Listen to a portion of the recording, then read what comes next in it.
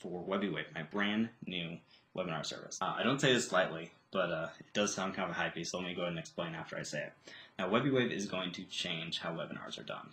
Now, if you'll go and look at the marketing for literally any other webinar service out there, I'm talking about live webinar services, not auto webinars or any of that kind of stuff. I'm talking about live webinars that make sales. But anyway, if you go look at any of the other live webinar services out there, look at their marketing, you're going to find out they are all built for people to hold meetings. They're not built to make sales.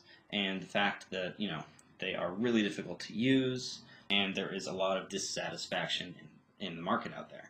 Go look up anything about GoToWebinar, go into any of the big Facebook groups, and you'll see people again and again and again posting about issue after issue after issue with these services, because they're not built for us. They're built for people who are corporate, you know, people who sit in their office all day. When we use webinars, all we're doing is using them to sell.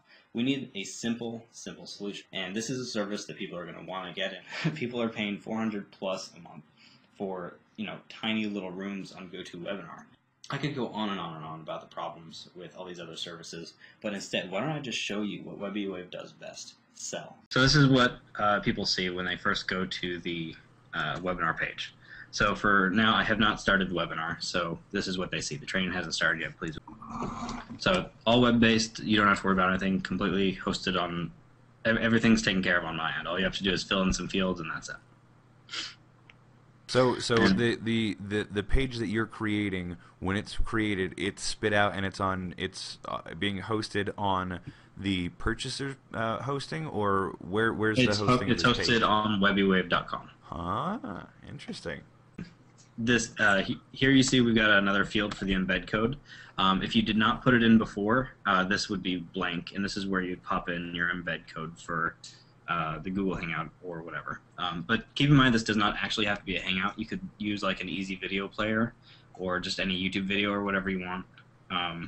So if you just want to use this for replays, you could totally do that.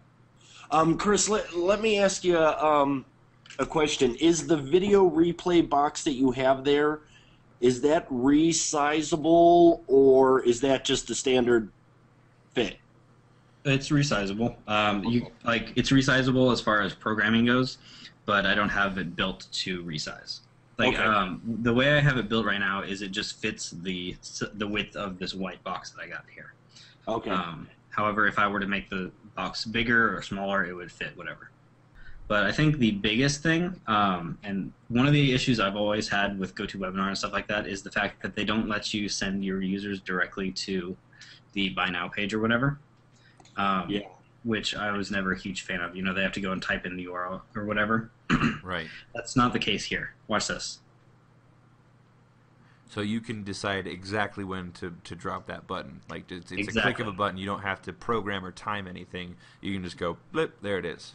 Exactly. And I was just wondering, when you hit, you know, your call to action, your buy button, people are going to have to scroll down. They're not going to actually see it just, like, pop in. You know what I mean? Oh, well, actually, like when it first shows up, it'll actually force their screen to scroll down to it. Oh, well, shit, that answers that. That fixes that problem. No, that's because that's where, like, you know, people going, well, I don't see the button. I don't see the button. Well, yeah, that's not going to happen here. Nice. There's like a 5-second delay between when you hit the button and it'll automatically show the button down at the bottom, and it'll force their screen to slide down to it. And how are you guys handling, like, server stress? I mean, because there's actually very little server stress with this kind of stuff, because really, I know. Yeah.